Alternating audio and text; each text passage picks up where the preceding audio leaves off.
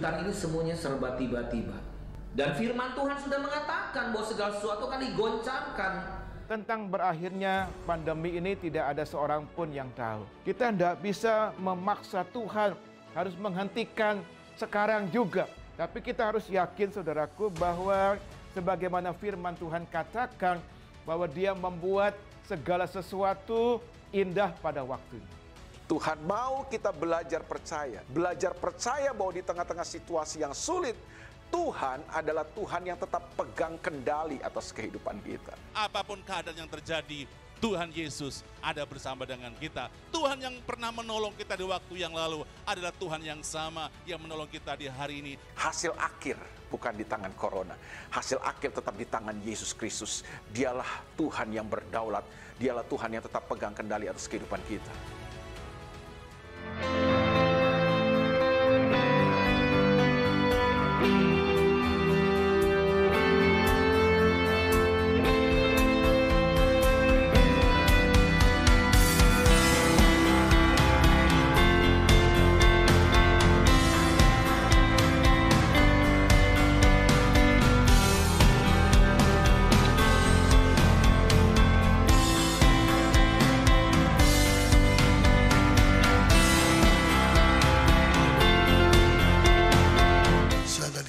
Siapkan hati kita.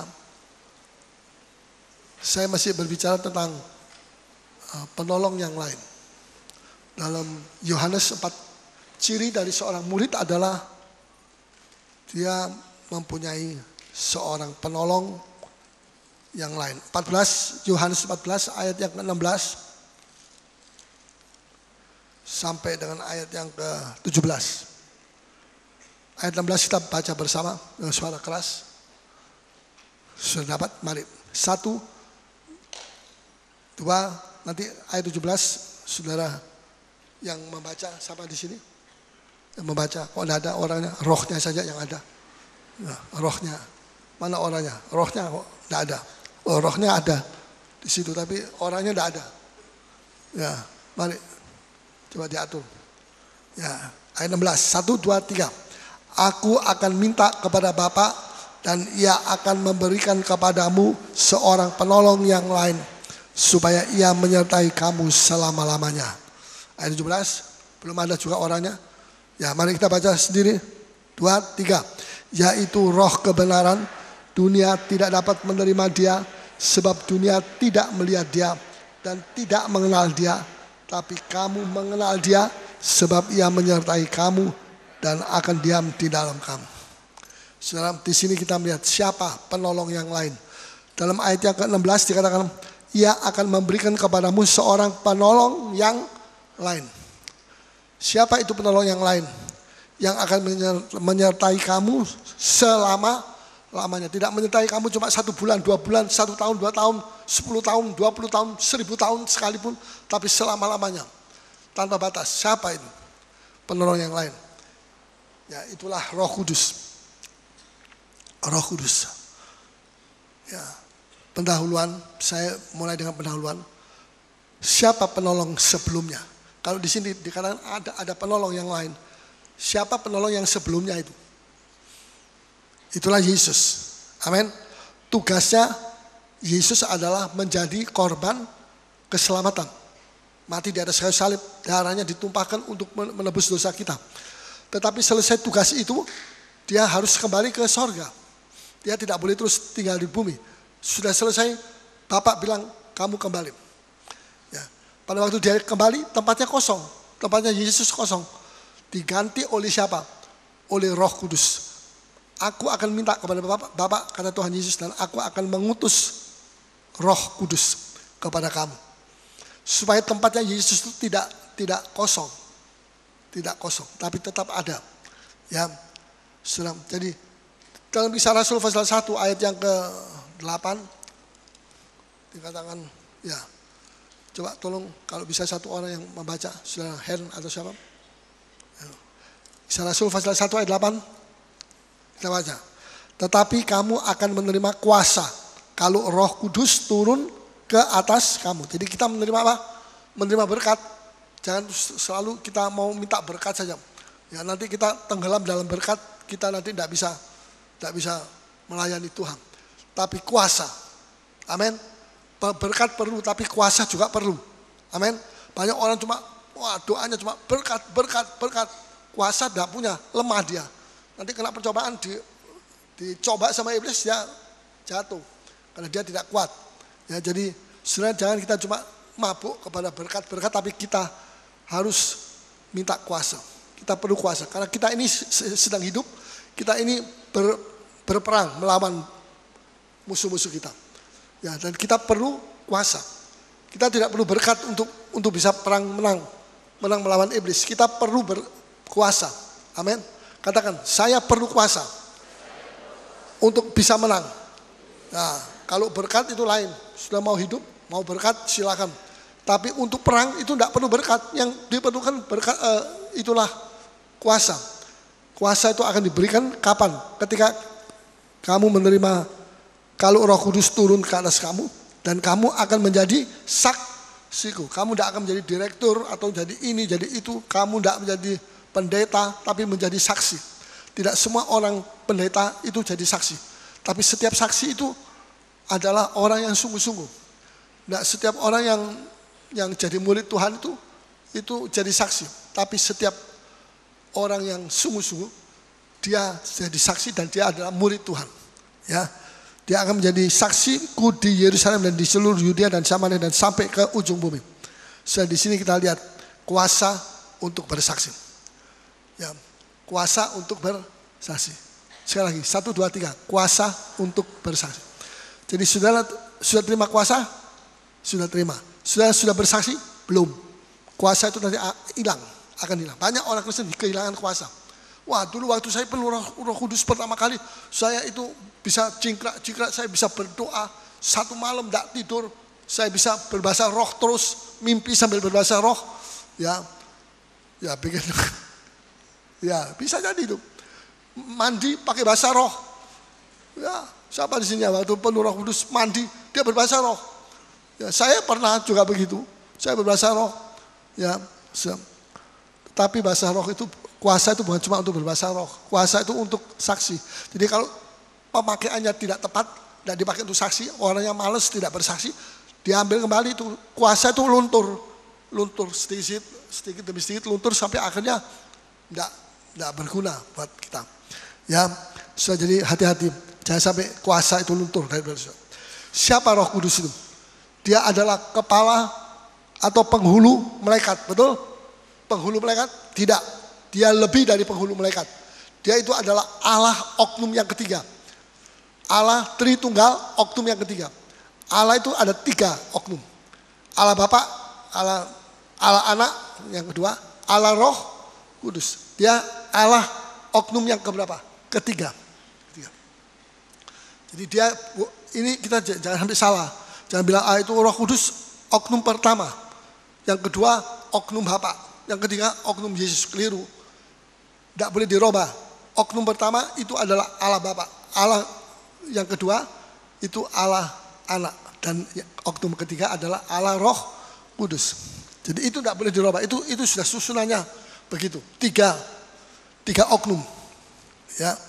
Sudah dalam Kejadian pasal 1, coba kita mau periksa sedikit. Dalam Kejadian pasal 1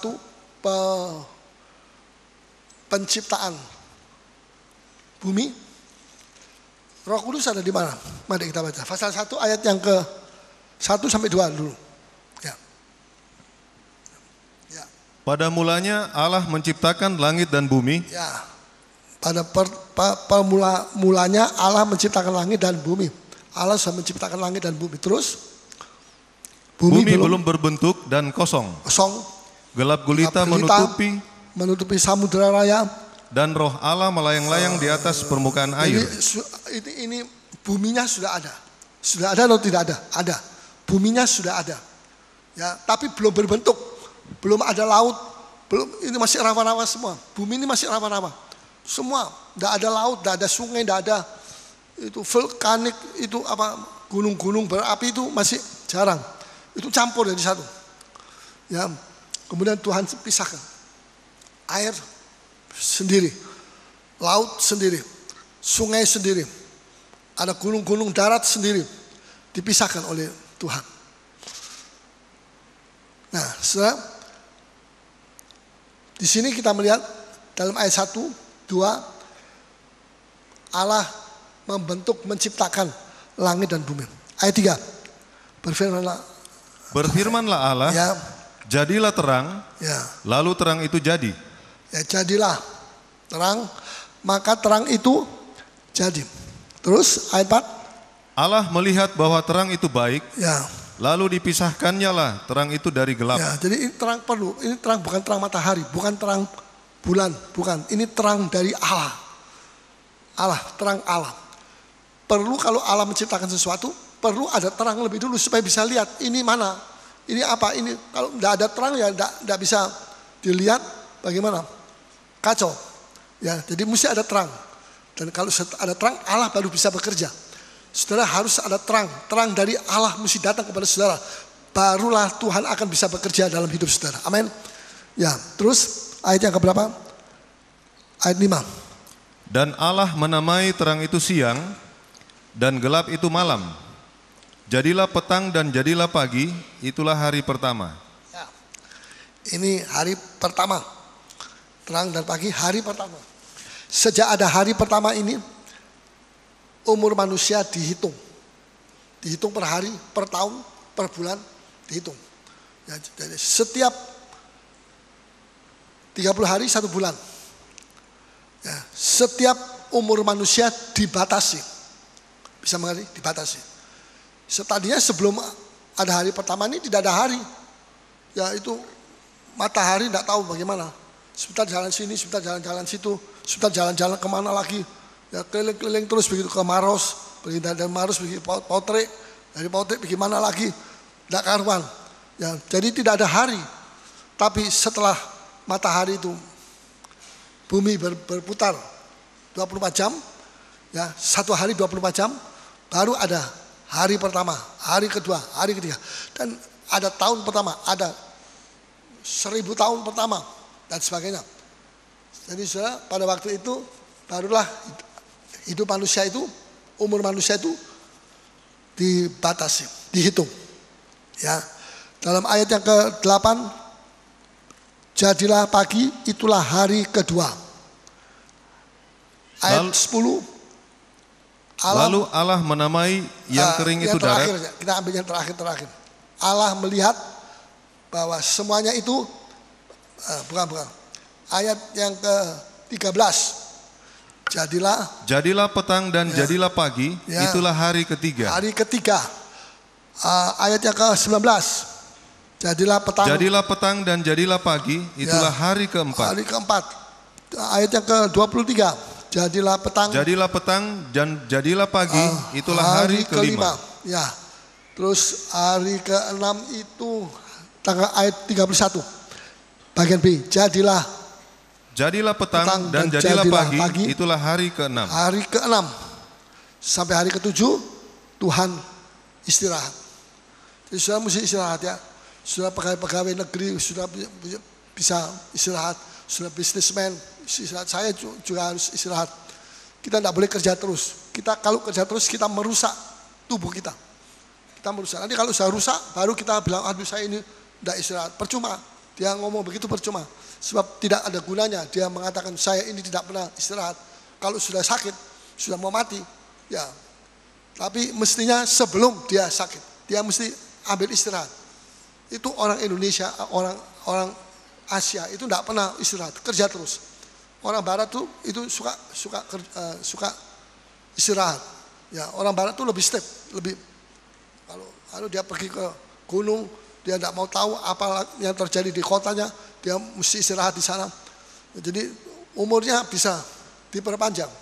Ya, tapi kalau kita tidak perhatikan, itu termasuk satu kesalahan juga. Kalau Tuhan memberikan tubuh kita itu tidak boleh dipakai semau kita, tidak boleh sampai sakit dan sebagainya. Kita minum bir sampai tak karuan. Ya, itu sama seperti kita minum racun. Dan kalau kita kasih racun dalam tubuh kita ini, kita salah sama Tuhan. Kita akan mesti mempertanggungjawabkan terhadap Tuhan. Apa yang kita lakukan. Sebab jangan bilang, ini tubuh saya yang berkuasa, betul. Tapi siapa yang memberi? Tuhan. kalau Tuhan tidak memberi tubuh kepada saudara, saudara tidak punya tubuh, saudara tidak punya jiwa, saudara tidak punya roh. Jadi saudara mesti berterima kasih sama Tuhan dengan bukti, bukan cuma mengatakan terima kasih Tuhan, tapi dengan bukti kita ini mesti hati-hati menggunakan ini tubuh. Bukan berarti sudah mesti makan mesti hati-hati, saking hati-hatinya sampai kurus kayak oatmeal begitu, kurus sampai berapa 30 kilo, ya itu keterlaluan hati-hatian, kehati-hatian itu, keterlaluan, overacting. Itu namanya overacting. Sampai jalannya kayak opa-opa. Sekarang dia di Singapura. Sudah diperiksa, tidak ada apa-apa. Memang saya sudah saksikan bahwa itu dia sudah sembuh. Ya hanya ya ini untuk check up saja, tidak apa-apa. Biar dia pergi ke sana, dia jalan-jalan supaya dia lihat makanan di Singapura. Dia tidak periksa lagi. Ini tidak boleh dimakan ini. Ini tidak boleh, yang itu tidak boleh. Semua tidak boleh. Ya, bagaimana kalau mau begitu terus hidupnya? Ya itu juga salah, tidak boleh. Makan segala macam dimakan itu juga salah. Tikus juga dimakan, ya anjing dimakan, ya tidak apa-apa. Kalau sudah mau suka makan silakan, tidak apa-apa. Tapi tidak ada penyakitnya kok, tidak ada. Cuma ya itu kebudayaan saja. Ya, jadi saya tidak berhormat tentang kebudayaan, saya berhormat tentang firman Tuhan. Tapi semua tidak mau juga itu salah. Semua dimakan salah. Semua yang tidak mau dimakan juga salah. Jadi kita mesti pakai hikmat, kita mesti makan secukupnya. Ya, saya ini tidak bisa makan sambal. Kalau makan sambal, serak suara saya. Tapi ya seringkali tangan saya ini saya mau jumput begini. Ini darah Yesus tak jadi lagi. Ini bertobat, mesti bertobat. Ini demi ini, jaga ini. Kalau enggak, itu kalau pendeta-pendeta tidak jaga ininya, dia makan lombok, darah Yesus tidak apa-apa. Besok mati dia. Darah Yesus mati. Karena darah Yesus itu cuma dijadikan tapi sebetulnya itu topengnya dia supaya dia bisa makan. Pakai darah Yesus lebih itu. Seolah-olah dia begitu rohani, dia begitu berkuasa, punya kuasa. Tapi sebetulnya itu termasuk salah satu cara kita ini harus menjaga diri kita, menjaga. Harus ada self control itu kontrol, ada kontrol. Kalau tidak ada kontrol, ya sakit mah nanti sakit ini sakit itu, banyak sakit. Ya masih muda banyak sakit. Jadi Tuhan mau supaya kita dibatasi. Ya kita mesti istirahat, mesti ada istirahat juga. Ya jangan Tuhan nanti tolong saya, tidak usah istirahat. Ya itu orang omong begitu tuh tidak punya pengertian. Orang kalau tidak punya hikmat, tidak punya pengertian, ngomongnya ngeladur. Gitu. Ya, berbahagialah orang yang punya pengertian. Jadi dia itu punya pengertian, dia bisa memikir yang baik begitu. Jangan semua bilang, oh tidak apa-apa. Atau semua, apa-apa. Semua apa-apa juga tidak boleh, semua tidak apa-apa juga tidak boleh. Mesti ada pengertian ini sampai di mana, takarannya sampai di mana kita boleh makan. Ya. Penciptaan langit dan bumi ini yang terlibat adalah Allah Tritunggal. Coba kita kembali kepada Kejadian 1 ayat 1. Ayat 1 dikatakan pada mulanya Allah menciptakan langit dan bumi. Allah Bapa. Kemudian dalam ayat 2 bagian terakhir dan roh Allah melayang-layang di atas permukaan air. Ini roh Allah oknum yang ketiga. Dan ayat yang ketiga berfirmanlah Allah. Firman itu adalah Allah oknum kedua, itulah Yesus. Yesus itu firman. Firman yang menjadi manusia. Coba kita baca. Yohanes 1 ayat 14. Yohanes 1 ayat 14. Mari kita baca. Yohanes 1 ayat 14. Firman itu telah menjadi manusia dan diam di antara kita. Dan kita telah melihat kemuliaannya. Firman itu sudah menjadi manusia. Siapa itu firman? Yesus yang jadi manusia siapa? Bukan Bapak. Bukan Bapak, tidak punya, Bapak itu roh, tidak punya tubuh. Bukan Roh Kudus itu roh juga, roh, tidak punya tubuh. Kita tidak bisa pegang dia. Tapi yang punya dari 3 oknum Allah Tritunggal ini, yang punya tubuh adalah Yesus saja. Dia diberi tubuh, di dalam kandungannya Maria, dia dilahirkan persis seperti manusia biasa. Ya. Dan dia itu dalam ayat 14, firman itu telah menjadi manusia dan diam di antara kita. Terus yaitu kemuliaannya yang diberikan kepadanya Ya, sebagai anak tunggal Bapa. Nah, anak tunggal Bapa siapa? Yesus. Jadi Yesus itu firman yang menjadi manusia. Ya. Terus? Penuh kasih karunia dan kebenaran. Ya. Jadi seorang malaikat pun tidak terlibat dalam penciptaan langit bumi. Kalau saya baca di dalam Kejadian pasal 1, tidak ada satu malaikat pun nongol di situ, terlibat di dalam penciptaan. Malaikat-malaikat cuma Allah Tritunggal itu saja yang terlibat di dalam pembentukan penciptaan langit dan bumi. Saudara. Jadi malaikat-malaikat tidak. Malaikat-malaikat itu bukan Allah. Malaikat itu adalah pesuruh Allah. Dia tidak maha kekal. Kalau mau jadi Allah itu, kalau Allah itu maha kekal. Artinya tidak pernah dia diciptakan dan tidak pernah dia mati. Tidak berawal dan tidak berakhir. Bisa mengerti? Kalau malaikat ada awalnya, dia diciptakan, tapi tidak ada akhirnya, dia tidak akan mati sampai selama-lamanya. Tidak ada akhir, tidak ada omega, tapi ada alfa. Dia diciptakan pada satu ketika, sebelum dia diciptakan itu dia tidak ada. Dia diciptakan, jadilah malaikat dari angin, dia diciptakan dari angin dalam Ibrani pasal 1. Jadi dia itu pesuruh Tuhan, seperti angin begitu, jalan. Pneuma, angin. Tapi Allah tidak pernah diciptakan, tapi Allah sebaliknya menciptakan. Ya, saya terus. Yang pertama, siapa penolong yang lain? Yang dimaksud siapa penolong yang lain?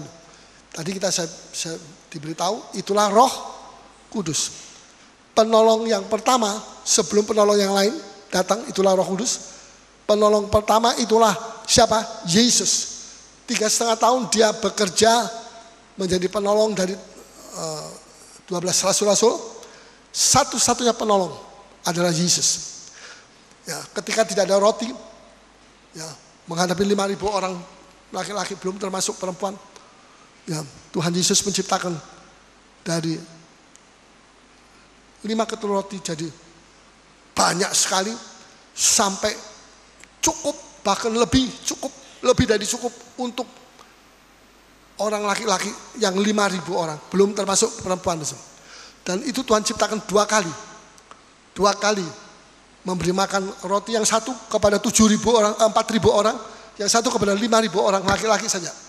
Ya, saudara, jadi di sini kita lihat Tuhan tuh melayani, penolong. Kalau tidak ada Tuhan, mereka mati kelaparan. Sudah 3 hari mereka tidak makan. Ya.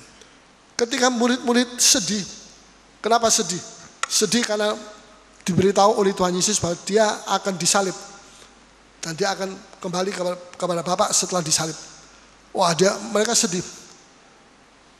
Tapi Tuhan menghibur kepada mereka. Dalam Yohanes 14 ayat 1 sampai 4, coba kita baca. Ya. Yohanes 14 1 sampai 4. Coba tolong baca. Janganlah gelisah hatimu, Ya. percayalah kepada Allah, Ya. percayalah juga kepadaku. Ya. Di rumah Bapakku banyak tempat tinggal. Oh, di rumah Bapakku itu banyak rumah tinggal. Dalam ayat 1, janganlah gelisah hati menjadi Tuhan itu menolong, menghibur hati yang gelisah. Percayalah kepada Allah, hati yang bimbang. Ya, kalau Yesus mati bagaimana? Kita tidak punya penolong lagi. Ya. Terus percayalah juga kepadaku, terus di rumah Bapakku banyak tempat tinggal. Jika tidak demikian, ya. Jika tidak demikian, tentu aku mengatakannya kepadamu. Terus sebab aku pergi ke situ untuk menyediakan tempat bagimu. Ya.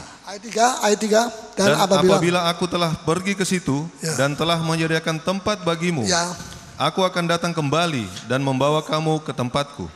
Terus supaya di tempat di mana aku berada, kamu pun berada. Kamu juga berada. Ayat 4. Dan kemana aku pergi, kamu tahu jalan ke situ. Kamu tahu jalan ke situ. Ya, terus kata Thomas kepadanya, Ya. Tuhan, kami tidak tahu kemana engkau pergi. Kami tidak tahu kemana engkau pergi.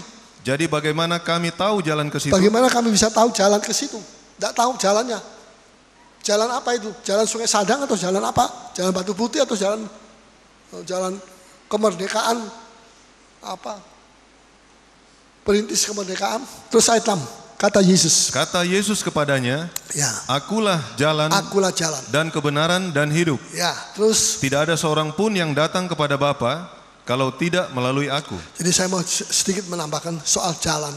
Ini hari Minggu yang lalu saya sudah jelasin soal jalan. Jalan itu yang dimaksud di sini oleh Tuhan bukan jalan yang pakai nama, jalan Sungai Sadang itu pakai nama, atau hurufiah, jalan hurufiah yang pakai aspal, pakai batu-batu dan sebagainya, pakai lampu lentera, ya.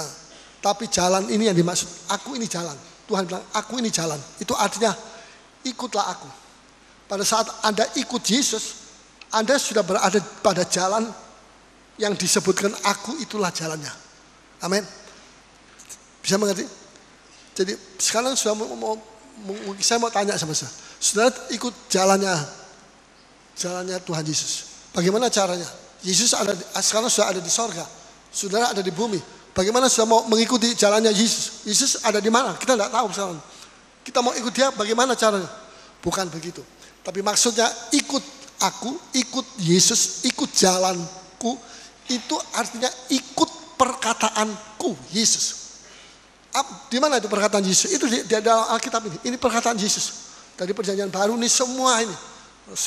Surat-surat dari Rasul Paulus itu semua perkataan Yesus. Bukan perkataan dari Rasul Paulus. Rasul Paulus tidak memberikan perkataannya dia.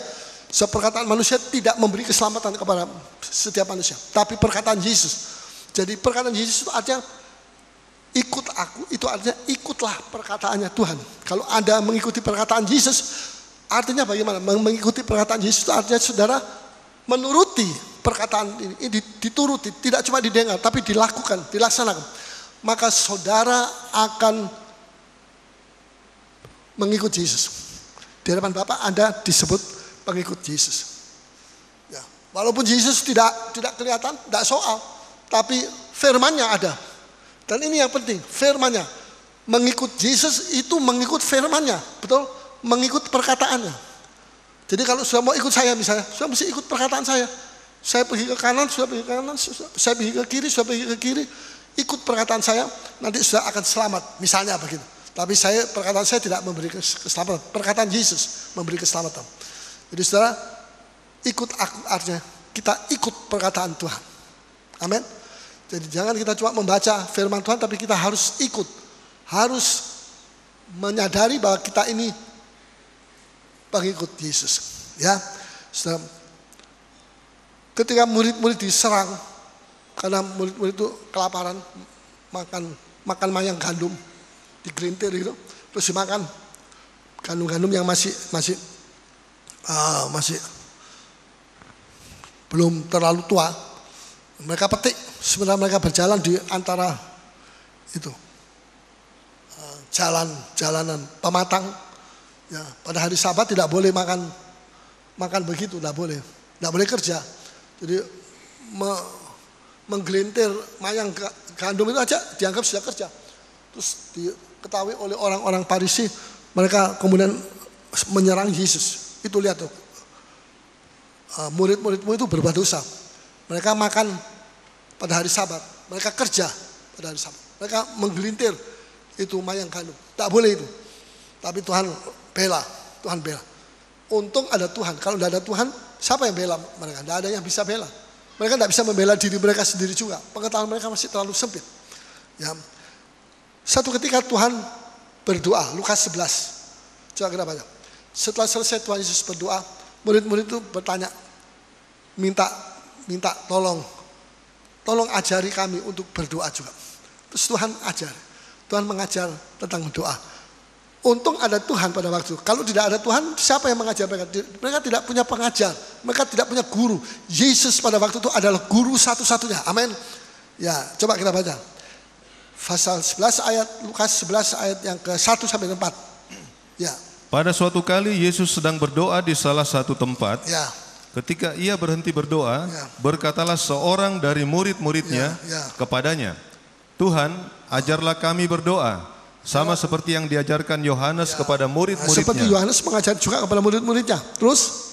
Jawab Yesus kepada mereka, Apabila kamu berdoa, katakanlah, Bapa dikuduskanlah namamu, ya, datanglah kerajaanmu. dan sebagainya. Sudah tahu, saya boleh baca di rumah. Ya, catat saja ini. Nah, ketika Tuhan mengajar berdoa, mereka menurut. Mereka diajar untuk berdoa juga. Ketika murid-murid hampir tenggelam, kena angin badai di dalam perahunya, dan Tuhan Yesus tidur di situ. Tuhan Yesus tidur tenang, nyenyak, tidak bangun, tidak panik, tidak kecewa, tidak teriak-teriak seperti murid-murid. Ya, seperti orang mau mati begitu. Lalu Tuhan Yesus tenang. Tuhan Yesus dibanguni, Tuhan Yesus bangun. Dan Tuhan mengatakan, diam, tenanglah. Itu angin bisa reda. Jadi tenang. Luar biasa. Murid-murid jadi takut. Siapa ini? Ini bukan manusia biasa. Ini pasti Allah, anak Allah. Sehingga itu badai bisa tenang, ya, bisa tunduk kepada Tuhan Yesus. Dalam Markus 4 ayat 39, coba tolong baca. Yesus adalah penolong yang sejati, penolong yang lain, penolong yang pertama. Ya, silakan. Markus 4 ayat 39. Ya. 4 ayat 39. Ia pun bangun, menghardik angin itu dan berkata kepada danau itu, ya, diam, tenanglah. Diam, tenanglah. Lalu angin itu reda dan danau itu menjadi teduh sekali. Luar biasa. Angin pun mesti tunduk sama dia. Ya, ini dia penolong yang luar biasa. Kalau tidak ada Tuhan Yesus, tak tahu bagaimana. Ya, satu saat ketika murid-murid lemah, mereka lemah karena mereka tidak percaya. Tidak percaya apa? Mereka tidak percaya bahwa Tuhan Yesus sudah bangkit. Bahwa Yesus itu tidak mati terus, tapi Yesus itu bangkit pada hari ketiga. Dan sudah bangkit sekarang. Dia sudah hidup kembali. Tapi murid-murid tidak percaya. Ada murid yang satu melihat Yesus bangkit. Mereka beritahu kepada yang lain. Tapi yang lain sinis. Tidak mau percaya. Ya, Tuhan sudah mendatangi Petrus. Tuhan mendatangi Thomas. Ini Thomas yang paling getol. Tidak mau percaya. Dia sudah mendatangi 7 murid atau 6 murid di Tasik Tiberias yang kemudian disuruh menangkap ikan, dapat 153 ekor ikan besar-besar, ikan cakalang yang besar-besar. Ya, enggak tahu apa ada cakalang di sana, enggak ada rupanya, tapi pokoknya yang besar. Dia datangi 2 orang murid yang menuju ke Emmaus. Mereka ngomong-ngomong tentang Tuhan Yesus, dan Yesus berdiri di sebelah mereka, jalan kaki bersama mereka, dan Yesus seolah-olah orang asing, tapi dia berkata, kamu orang bodoh, kamu tidak mengertikah kamu bahwa Yesus harus mati di atas kayu salib, tapi dia akan bangkit pada hari ketiga, dan dia akan duduk di sebelah kanan Allah Bapa. Sekarang dia sudah bangkit, tapi mereka tidak mau percaya. Waktu mereka makan perjamuan suci, mereka dibuka matanya dan mereka lihat Yesus, tapi Yesus hilang. Ya, Tuhan Yesus membesuk satu persatu, dibesuk yang sakit hatinya, yang terluka, yang tidak percaya, macam-macam, semua didatangi sama Tuhan. Ya, ada yang bersembunyi di balik pintu terkunci, yang mereka takut sama orang Farisi, orang Yahudi. Ya, Tuhan, kesimpulannya Tuhan itu juru selamatnya. Tuhan Yesus itu adalah penolongnya. Tuhan Yesus itu adalah gurunya. Amin. Tuhan Yesus itu adalah penghiburnya. Dan Tuhan Yesus itu adalah pembelanya dari murid-murid ini. Nah, sekarang Tuhan bilang, aku akan kembali ke Bapa. Aku tidak akan terus ada di bumi sini. Aku harus kembali ke Bapa dan aku akan memerintah di sorga. Ya, nah ini mencemaskan murid-murid. Murid-murid jadi bingung, jadi cemas. Ya, ini berarti mereka nanti akan ditinggalkan sendiri oleh Yesus. Ya, masing-masing kembali, pikirnya mereka, lebih baik saya kembali kepada pekerjaan saya yang lama, kembali ke perahu saya jadi tukang tangkap ikan aja lagi. Karena Yesus sudah kembali ke Bapa, untuk apa? Tidak ada Yesus, kita tidak bisa apa-apa. Ya, selagi ada Tuhan saja, kami ini jatuh bangun. Apalagi tidak ada Tuhan, wah kami jadi makanan enak empuk dari si serigala yang berbulu domba itu. Tapi Yesus bilang apa? Nanti aku akan utus seorang penolong yang lain. Amin. Katakan, nanti aku akan mengutus seorang penolong yang lain. Percaya? Siapa itu? Roh Kudus. Aku akan mengutus bukan penolong yang berbeda dari Yesus. Maksudnya itu penolong yang lain dari Yesus. Yang lain dalam arti yang tidak berbeda dengan Yesus. Selembut Yesus, sesabar Yesus, ya, seberkuasa seperti Yesus, ya, sekudus Yesus, dan memiliki hati yang serendah Yesus. Itu Roh Kudus. Bukan penolong yang beda, tapi penolong yang sama dengan Yesus. Luar biasa, ya. Jadi jangan takut. Tuhan bilang jangan takut. Roh Kudus yang aku utus itu sama seperti aku. Kamu lihat aku baik seperti aku yang baik, begitu juga Roh Kudus itu baik. Seperti aku lemah lembut, begitu juga Roh Kudus itu tidak kasar, dia lembut. Ya, seperti aku ini yang penuh belas kasihan kepada kamu, begitu juga Roh Kudus itu penuh belas kasihan kepada kamu. Jangan takut.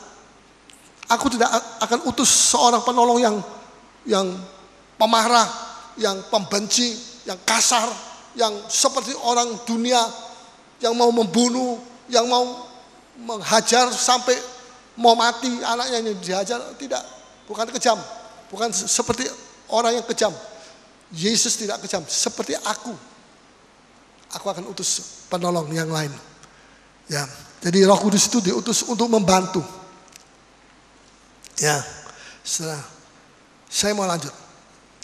Yang berikutnya, mari kita baca itu di dalam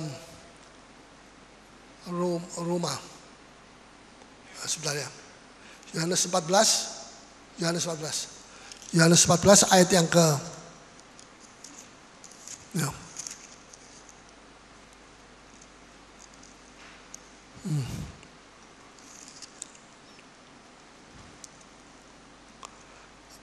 14 ayat yang ke-16. Aku akan minta kepada Bapa dan Ia akan memberikan kepadamu seorang penolong yang lain. Ya. Supaya Ia menyertai kamu selama-lamanya. Terus? Yaitu Roh kebenaran. Ya. Dunia tidak dapat menerima Dia. Jadi begini. Saya mau bacakan dalam Roma 8 ayat 26. Roma 8 ayat 26.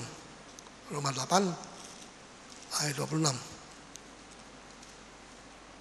Ya, 26 ya, mari. Demikian juga Roh membantu kita dalam kelemahan kita. Roh Kudus itu membantu kita di dalam apa? Kelemahan kita. Kita punya kelemahan? Punya. Apa kelemahan kita? Apa? Kelemahan kita itu apa? Satu, doa. Kalau suruh doa lemah kita. Ya atau ya? Ya atau ya? Nah, kalau doa baru beberapa jam sudah mau seperti di pantatnya ini ada kompor. Mau musik berdiri tidak bisa. Nanti itu nasinya itu nanti itu berkat Tuhan tuh. Nanti bisa terbakar dan sebagainya. Hangus. Ya macam-macam. Diberi macam-macam. Kelemahan kita itu adalah di dalam doa. Untuk itu Roh Kudus diutus. Untuk apa? Untuk membantu. Membantu apa? Membantu bagian yang terlemah dari kita. Inilah doa. Supaya doa kita itu jadi kuat. Ya. Sebab Roma pasal 8 ayat 26 dikatakan, demikian juga Roh membantu kita dalam kelemahan kita. Sebab kita tidak tahu. Bukan tahu, tapi tidak tahu. Tidak tahu apa? Bagaimana, baca sama-sama, sebenarnya harus berdoa. Saudara tidak tahu bagaimana seharusnya sudah berdoa. Saya juga sebenarnya tidak tahu bagaimana saya seharusnya berdoa. Kita tidak tahu, semua kita bodoh. Kita ini semua lemah dalam soal doa. Dan kita ini tidak bisa berdoa dengan yang berkenan kepada Bapa. Nah, bagaimana sebenarnya harus berdoa? Tetapi, baca baik-baik. Tetapi, sama-sama Bapak baca. Tetapi, Roh sendiri berdoa untuk kita kepada Allah. Jadi Roh Kudus itu tidak membantu kita saja. Pada waktu kita berdoa dia membantu, tapi dia sendiri berdoa. Jadi kita berdoa, Roh Kudus juga berdoa di dalam kita. Jadi ada dua yang berdoa. Kita yang berdoa, roh kita, dan Roh Kudus yang ada di dalam roh kita itu juga berdoa kepada Bapa. Ya, jadi terus dengan roh sendiri berdoa untuk kita kepada Bapa dengan keluhan-keluhan yang tidak terucapkan. Apa itu keluhan-keluhan yang tidak terucapkan? Bahasa roh. Sudah mengerti bahasa roh? Tidak mengerti. Bisa sudah mengucapkan itu mengerti, dalam mengucapkan itu mengerti? Tidak mengerti. Kita tidak mengerti bahasa roh. Dan karena kita tidak mengerti, itu keluhan-keluhan dari Roh Kudus mengeluh kepada Bapa untuk kepentingan kita yang kita tidak mengerti apa keluhannya itu. Bahasa apa itu? Itu bahasa roh, bahasa sorga. Tidak bisa kita mengerti memang. Tapi Roh Kudus itu mengeluh. Tuhan, tolong apa yang diperlukan kita itu dia doakan. Luar biasa, saudara. Luar biasa. Jadi saudara tidak mengerti keluhan itu, tapi saudara pasti tetap harus berdoa terus dengan bahasa roh. Ya, kadang-kadang sudah mesti berbahasa roh. Itu penting sekali. Supaya kita bersama dengan Roh Kudus berdoa. Ya, jadi ayat yang ke-27 dan Allah ayat 27 huruf 8. Dan Allah yang menyelidiki hati nurani mengetahui maksud roh itu. Maksud roh itu apa? Yang dalam keluhan-keluhannya itu dia utarakan kepada Tuhan, itu maksudnya dia untuk menolong kita. Itu dijawab oleh Tuhan. Terus? Yaitu bahwa ia sesuai dengan kehendak Allah berdoa untuk orang-orang kudus. Bahwa ia sesuai dengan kehendak Allah. Jadi Roh Kudus itu kalau dia berdoa dia sesuai dengan kehendak Allah. Kalau kita itu berdoa seringkali tidak sesuai dengan kehendak Allah. Kehendak Allah ke sini kita mau ke situ gitu. Jadi kita lebih sering tidak menerima jawaban doa daripada menerima. Karena kita lebih sering berdoa tidak sesuai dengan kehendak Tuhan. Doa kita tuh ngawur, salah. Makanya perlunya Roh Kudus diutus supaya Roh Kudus itu akan berdoa dengan keluhan-keluhan bahasa roh yang tidak terucapkan. Dan doanya Roh Kudus itu sesuai dengan kehendak Allah. Dan Allah Bapa lihat dan dia tahu apa yang dikeluhkan oleh Roh Kudus itu untuk kita. Apa? Dan dia berikan itu kepada kita. Luar biasa. Amin. Ini kerjasama dari Allah Tritunggal. Ya. Jadi kita itu lebih sering salah dalam doa daripada benar. Karena kita ini daging. Ya. Makanya perlunya Roh Kudus supaya dia membetulkan doa-doa kita yang salah ini. Nah, kita mau periksa. Mungkin saya mau tanya, apa doa saya yang salah? Di mana itu doa saya yang salah? Ya, mari kita mau baca di dalam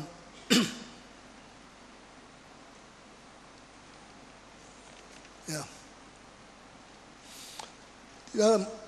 di dalam Yakobus pasal yang ke-4.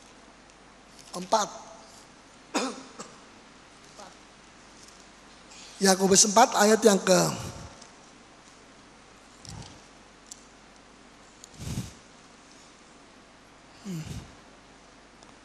1 Petrus. Yakobus 4 ayat yang ke 1 mulai sampai ayat yang ke 3. Ya, silakan. Dari manakah datangnya sengketa dan pertengkaran di antara kamu? Ya, bukankah datangnya dari hawa nafsumu yang saling berjuang di dalam tubuhmu? Dalam hawa nafsumu yang saling berjuang dalam tubuhmu. Terus? Kamu mengingini sesuatu, ya, tetapi kamu tidak memperolehnya. Kamu mengingini sesuatu, tapi tidak memperoleh. Mengingini sesuatu yang rohani, tapi tidak memperoleh. Wah, ini bagaimana Tuhan? Kita minta yang rohani, kita kalau minta yang jasmani dia dikatakan kita ini duniawi. Tapi sekarang kita sudah minta yang rohani, kenapa kok kita tidak dikasih sama Tuhan? Karena kamu salah. Ya, tidak memperolehnya, lalu kamu membunuh. Terus? Lalu kamu membunuh, ya, kamu iri hati. Terus? Tetapi kamu tidak mencapai tujuanmu. Lalu kamu bertengkar dan kamu berkelahi. Kamu tidak memperoleh apa-apa karena kamu tidak berdoa. Sekarang mulai berdoa. Tadi tidak berdoa. Tadi cuma berkelahi. Ya, iri hati, membunuh, benci itu juga membunuh. Ya, tapi tidak mencapai tujuannya. Kamu bertengkar, tidak ada doa, tidak disebut doa. Nah, baru dalam ayat 2b, kamu tidak memperoleh apa-apa karena kamu tidak berdoa, bukan berdosa, berdoa. Nah ini karena dikasih tahu sama Yakobus, kamu tidak berdoa, kamu cuma berkelahi saja satu dengan yang lain. Kamu minta yang rohani tapi kamu berkelahi, caramu seperti itu tidak diberi oleh Tuhan. Ya, kamu tidak berdoa. Terus ayat 3, atau kamu berdoa juga, berdoa, ya, tetapi kamu tidak menerima apa-apa. Karena tidak menerima apa-apa, karena kamu salah. Karena kamu salah berdoa. Berdoanya, kita sering kali salah dalam berdoa. Sebab itu kita lebih sering tidak menerima apa yang kita minta, doa kita kepada Tuhan daripada apa yang kita minta. Ya, terus sebab yang kamu minta itu hendak kamu habiskan untuk memuaskan hawa nafsumu. Kedagingan, hawa nafsu, kedagingan. Permintaannya itu memang rohani, tapi ekor-ekornya ini kedagingan, mau kedagingan. Gereja dijadikan tempat kedagingan. Ya, gereja dijadikan tempat seperti bukan rumah Allah yang kudus, tapi ya kedagingan.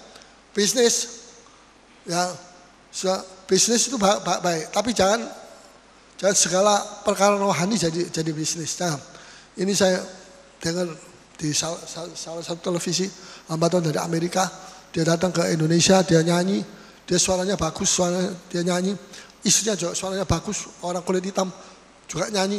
Setelah dia turun dari situ, dia ditawari sama satu orang, apa Anda mau jadi penyanyi? Kalau mau jadi penyanyi, ayo bikin perjanjian dengan kami, nanti kami bayar berapa fee-nya, Anda nanti menyanyi berapa album. Dia bilang, saya kesini bukan untuk jadi bisnis, saya kesini mau melayani Tuhan. Ya tapi kan bisa juga untuk bisnis, supaya uangnya nanti dipakai untuk ini, untuk itu, ya macam-macam.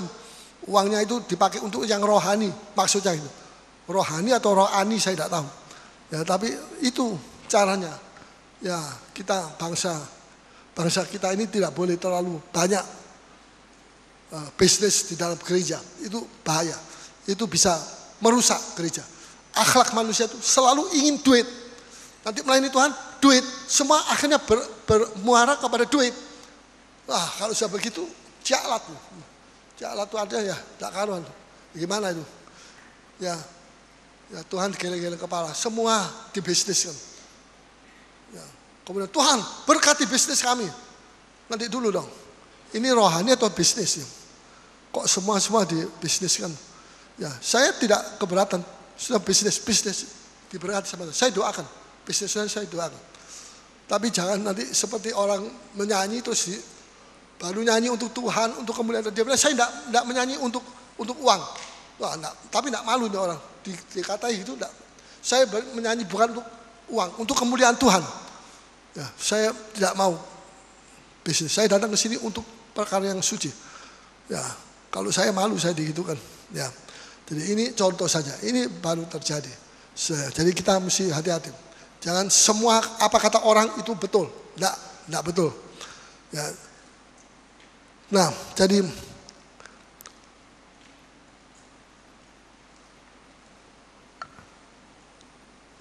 kita sering,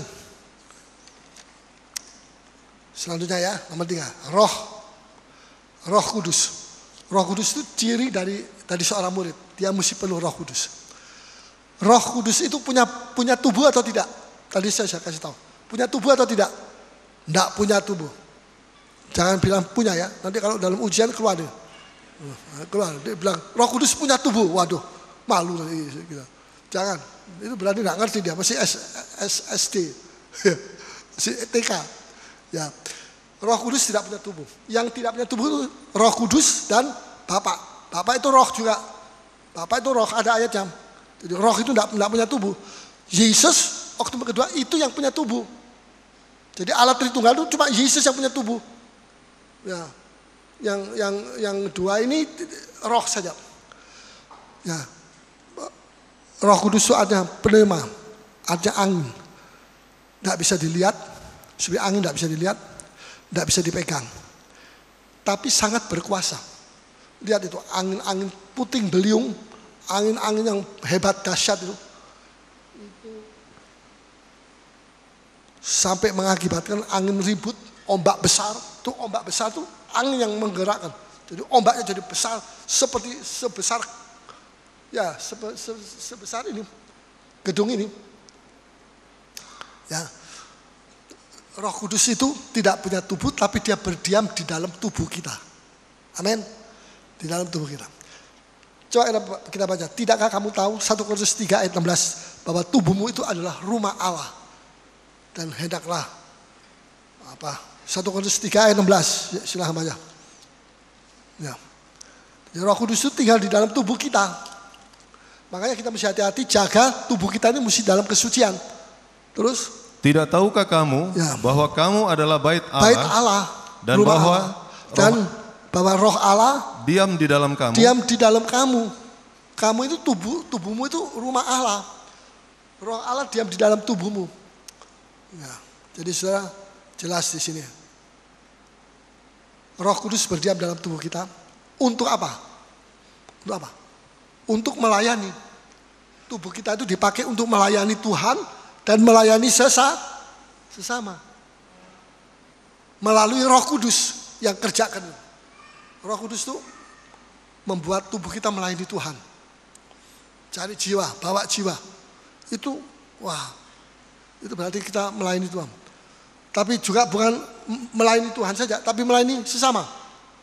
Ya, sesama itu juga pelayanan yang sangat penting sekali.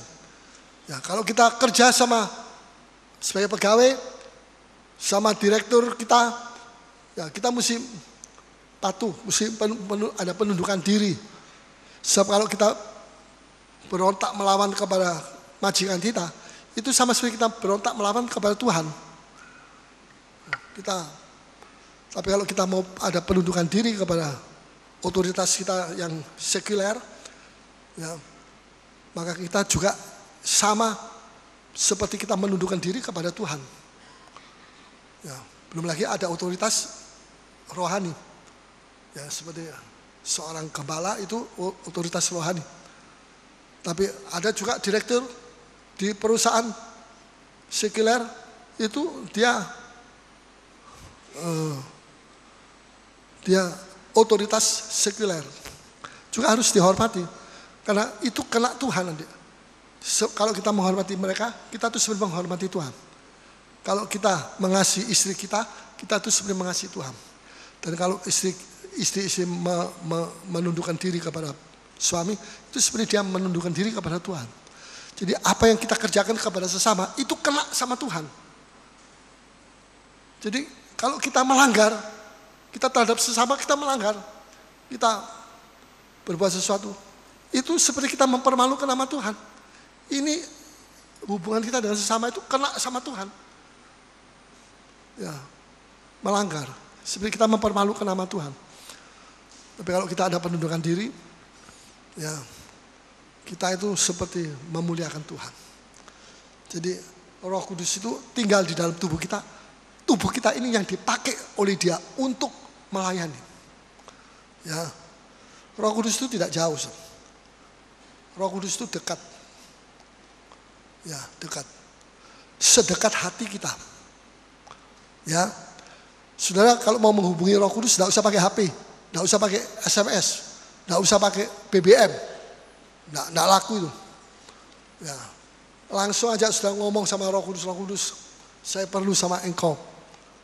Ya, bahkan sebelum kita berpikir tentang sesuatu, Roh Kudus itu sudah tahu apa yang kita pikirkan. Bisa mengerti? Sudah tidak bisa mengelabui Dia. Sebab saya pikir yang baik-baik, yang suci. Padahal pikiran yang kotor. Ya. Sebelum saudara bicara, Roh Kudus itu di dalam hati saudara sudah tahu apa yang saya mau bicarakan. Itu Tuhan, Roh Kudus itu tahu. Sebelum saudara cerita tentang kesulitan saudara, Roh Kudus itu sudah tahu cerita saudara itu nanti apa. Roh Kudus sudah tahu. Nah betul, sudah mulai cerita tentang kesulitan saudara. Roh Kudus tahu. Bahkan sebelum saudara menceritakan masalah saudara kepada seseorang, Roh Kudus sudah tahu ada masalah apa yang kita mau bicarakan. Itu Tuhan, Roh Kudus sudah tahu. Ya, kesedihan apa yang kita curhat kepada orang, itu Roh Kudus belum kita ngomong, dia sudah tahu apa yang akan kita ngomong. Jadi kita tidak bisa menutup diri. Roh Kudus itu lihat semua. Ya. Sebelum saya naik mimbar, seringkali saya bilang, Roh Kudus, engkau ikut sama saya. Ya. Engkau nanti jadi pembicara utama. Saya cuma mulut yang dipakai sama Roh Kudus. Mari, engkau yang berbicara. Engkau yang menjadi pembicara utama. Dan kalau dia yang menjadi pembicara utama, saya cuma mulut saya yang dipinjam, hasilnya luar biasa. Tapi kalau saya yang jadi pembicara utama, hasilnya biasa-biasa saja. Bukan luar biasa. Beri kesempatan Roh Kudus. Roh Kudus itu selalu mau menolong kepada kita. Ya, saudara, ini berlaku juga bukan untuk pendeta-pendeta saja. Roh Kudus ini juga berlaku buat siswa-siswi di sekolah. Ya, kalau ada ulangan nasional, betul? Ya, ya, sudah. Ujian. Nah, nanti dapat ujian itu, kau bisa berdoa. Ayo Roh Kudus, tolong saya, bantu saya, ingatkan saya apa yang lupa. Ya, tapi Anda juga mesti belajar. Jangan cuma Roh Kudus saja yang disuruh belajar. Belajar Roh Kudus ini, belajar. Nanti saya tolong kasih tahu. Anda tidak belajar tidur-tiduran tok. Ya males-malesan tok. Roh Suci yang suruh belajar. Gimana ini? Ya. Nah, saudara mesti belajar juga. Tapi nanti kalau ada yang lupa dan sebagainya, Roh Kudus itu akan bisa ingat ke saudara. Tapi kalau saudara tidak belajar semua, ya itu namanya bunuh diri. Bunuh diri. Ya. Jangan bilang, Roh Kudus tolong saya. Ya bagaimana kalau Roh Kudus suruh belajar? Ini Roh Kudus itu bukan roh anak-anak kecil. Ya, iman tanpa perbuatan adalah iman yang mati. Nah, itu. Jadi jawabannya sudah tahu. Ya, jadi Tuhan mau supaya kita. Roh Kudus selalu menyediakan diri dan waktu untuk kita. Ya, hanya seringkali kita yang terlalu sibuk. Kita sibuk dengan diri kita sibuk dengan urusan kita sibuk dengan khotbah kita. Bukan khotbahnya Roh Kudus, apa? Roh Kudus, khotbahmu apa? Saya catat tadi. Tapi khotbahku, khotbah saya. Nah, itu tidak, Tuhan tidak mau. Roh Kudus itu nanti menganggur. Di mimbar dia menganggur. Pengkhotbahnya yang terus ngomong. Dia tidak dikasih kesempatan ngomong, dia nganggur. Akhirnya dia tinggalkan pengkhotbah. Dan hasilnya ya 50-50. Hasilnya tidak bagus. Sebab yang khotbah bukan Roh Kudus. Ya. Sebelum manusia jatuh dalam dosa pun, Roh Kudus sudah memberitahu, awas, jangan dekat-dekat dengan jurang. Nanti kamu masuk jurang. Ya, dikasih tahu sama Roh Kudus. Sisa kita mau dengar-dengaran atau tidak. Kalau kita tidak mau dengar-dengaran, ya kita seperti bunuh diri. Kita tidak berhati-hati. Tapi kalau kita dengar-dengaran, Roh Kudus memberitahu. Selalu sebelum kita ngomong, sebelum kita pikir sesuatu, sebelum kita cerita sesuatu, sebelum terjadi malapetaka, Roh Kudus sudah kasih tahu lebih dulu kepada kita. Tinggal kita itu peka atau tidak. Atau kita bilang, ini bukan suara Roh Kudus, ini suara genderuwo. Wah, genderuwo lagi yang disebut. Ya, nanti kalau genderuwonya datang sungguhan repot ya. Ya, jadi saudara, jangan. Ya, siapa yang mendengar suara Roh, dia mendatangkan kebaikan bagi dirinya. Amin. Tapi siapa yang tidak mendengarkan suara Roh, dia mendatangkan malapetaka. Tapi kalau malapetaka sudah datang, dia teriak-teriak sama Tuhan, tolong, sudah tidak bisa, sudah telat, terlambat. Percuma. Biarpun sudah teriak-teriak, sudah 7 kali sujud, tidak bisa. Ada waktunya orang muda itu dinasihati, dengar. Tapi ada waktunya orang muda itu biar sudah telat, waktunya sudah selesai, tidak bisa lagi kamu dinasihati. Sekarang ini kamu mesti memilih. Ya, jadi Jangan sampai semua setelah baru kita masuk. Seperti 5 anak darah yang bodoh. Kita itu jangan jadi seperti 5 anak darah yang bodoh. Kita mesti jadi anak darah yang pandai. Yang bodoh itu sudah telat. Masuk, pintu sudah tertutup. Orang sudah pesta semua di dalam. Sudah sukacita. Dia ketok-ketok. Nggak mungkin bisa. Ya. Ciri dari Roh Kudus itu. Coba kita baca. Yohanes 16 ayat 14. Yohanes 16 ayat 14. Ini kita bisa belajar tentang Roh Kudus. Kita tahu siapa Roh Kudus itu. Ini penting sekali ya. Ayat 14. Ya. Ia akan memuliakan aku, Ya. sebab ia akan memberitakan kepadamu apa yang diterimanya daripadaku. Ia akan memuliakan aku. Roh Kudus itu memuliakan siapa? Yesus. Aku tuh Yesus. Yang ngomong ini Yesus. Bukan memuliakan diri sendiri. Kalau ada orang mengaku bahwa dia penuh roh, siapa yang dia muliakan? Kalau dia berkhotbah, siapa yang dia muliakan dalam khotbahnya? Diri sendiri atau Tuhan? Ya, Roh Kudus itu tidak memuliakan dirinya sendiri, memuliakan aku, Yesus. Sebab ia akan memberitakan kepadamu apa yang diterimanya daripadaku. Jadi Roh Kudus itu akan memberitakan apa yang kepadamu, apa yang diterimanya daripadaku, dari Yesus.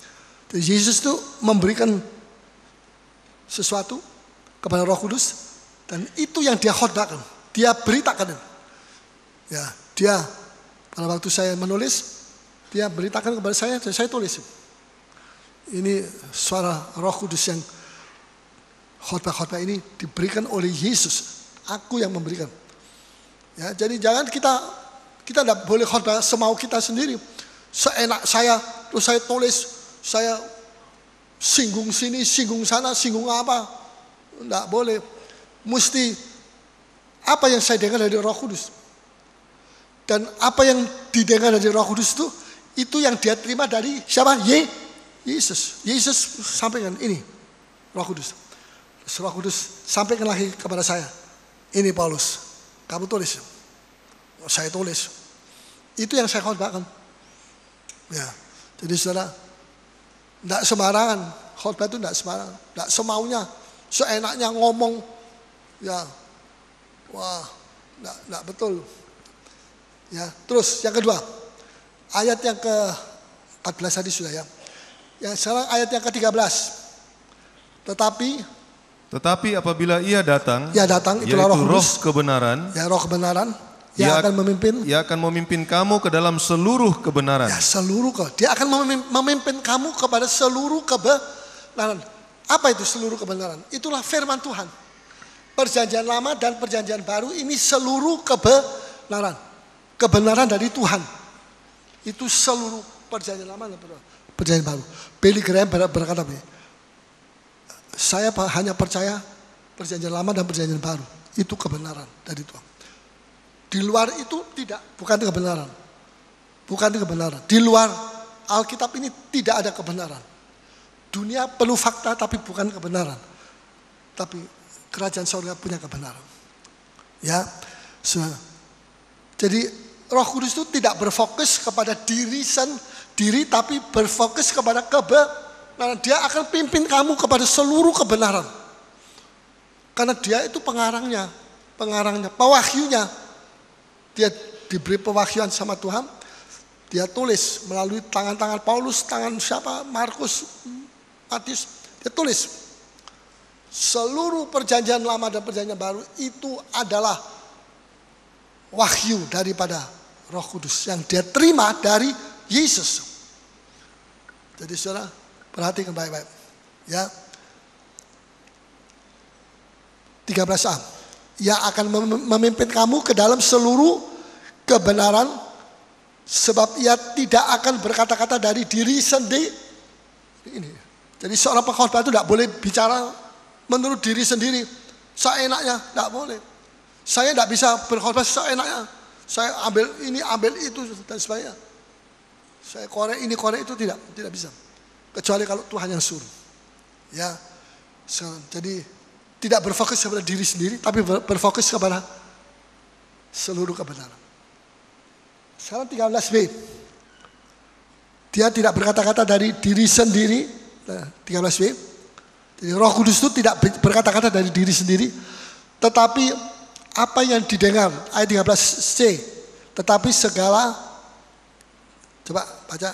Tetapi segala sesuatu yang didengarnya, itulah yang akan dikatakannya. Ya. Dan ia akan memberitakan kepadamu hal-hal yang akan datang. Ya. Sekarang ayat 14 dan 15 lagi sekali. Ia akan memuliakan aku, sebab ia akan memberitakan kepadamu apa yang diterimanya daripadaku. Ayat 15. Segala sesuatu yang Bapa punya adalah aku punya. Sebab itu aku berkata, ia akan memberitakan kepadamu apa yang diterimanya daripadaku. Ya. Apa yang diterima dari Yesus itu diberitakan oleh Roh Kudus kepada umat. Ya, jadi bukan apa yang saya gali dari pikiran saya. Enggak. Itu saya mesti terima dari Roh Kudus.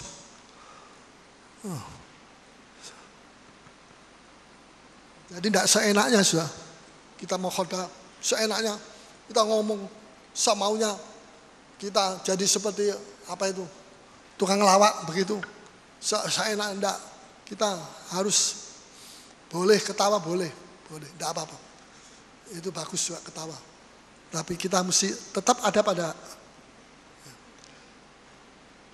Sedangkan Pilatus sendiri masih bertanya kepada Yesus. Dia bertanya sama Yesus, dia bilang, apa itu kebenaran? Aku tidak mengerti itu kebenaran. Siapa yang tanya? Seorang Pilatus. Pilatus itu adalah seorang hakim. Hakim itu tiap hari baca buku tentang keadilan. Betul. Sebab dia mesti menghakimi. Bagaimana penghakiman dia itu mesti yang betul. Tidak boleh berat sebelah. Ya. Tiap hari dia baca buku-buku keadilan dunia. Tapi dia tidak mengerti tentang kebenaran firman Tuhan. Karena kebenaran firman dan kebenaran dunia itu beda. Tidak sama. Amin. Coba kita baca. Dalam Yohanes 18.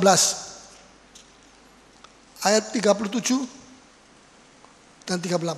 Mari. 37, 38. Maka kata Pilatus kepadanya, jadi engkau adalah raja? Ya. Jawab Yesus, engkau mengatakan bahwa aku adalah raja. Ya. Terus? Untuk itulah aku lahir dan untuk itulah aku datang ke dalam dunia ini. Ya. Supaya aku memberi kesaksian tentang kebenaran. Setiap orang yang berasal dari kebenaran mendengarkan suaraku. Ya. Kata Pilatus kepadanya, apakah kebenaran itu? Apakah kebenaran? Tidak ngerti dia. Kebenaran itu aja bodoh. Dia pintar soal kebenaran dunia, tapi dia bodoh tentang kebenaran Allah. Bisa mengerti? So? Hikmat dunia itu tidak bisa mengerti hikmat Allah. Betul?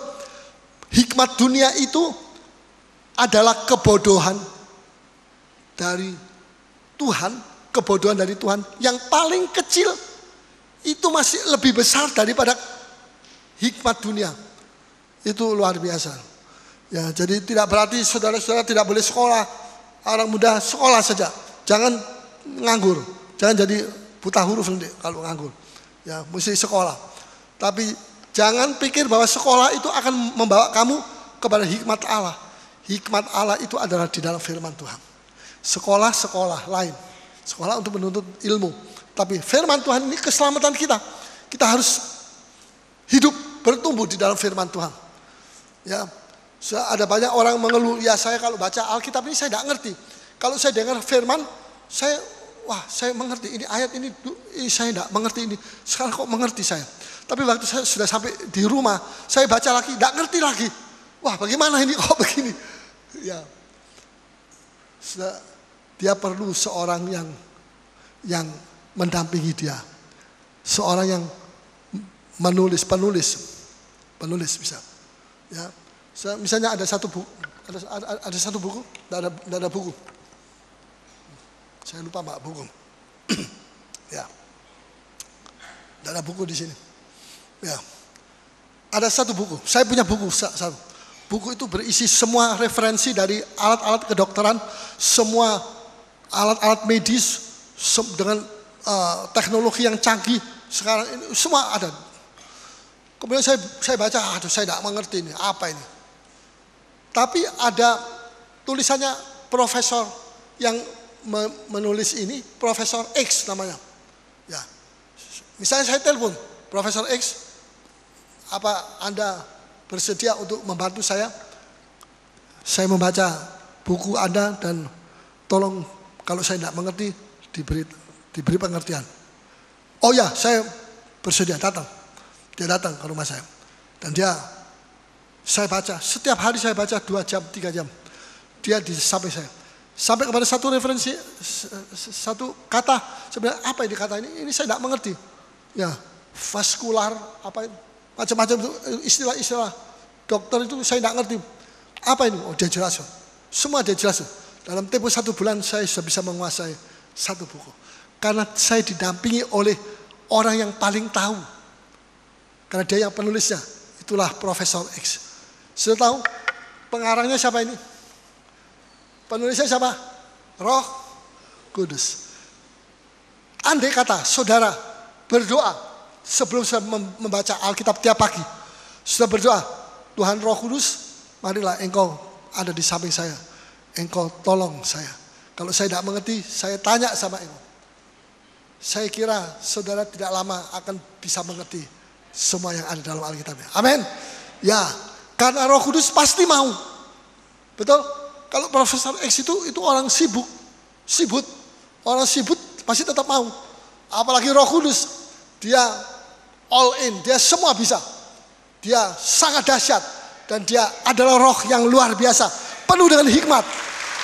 Saudara akan ditanggung, pasti saudara akan mengerti isi Alkitab itu. Wah, saya semangat karena saya tahu Roh Kudus ada di sini. Amin. Ya, memang saya minta ini. Saya tidak mau diikat sama itu kandul-kandul itu. Saya tidak mau itu saya mau pakai ini. Saya supaya bisa jalan-jalan. Tuhan memberkati saudara sekalian. Mari kita bangkit berdiri semua. Kita datang kepada Tuhan. Haleluya.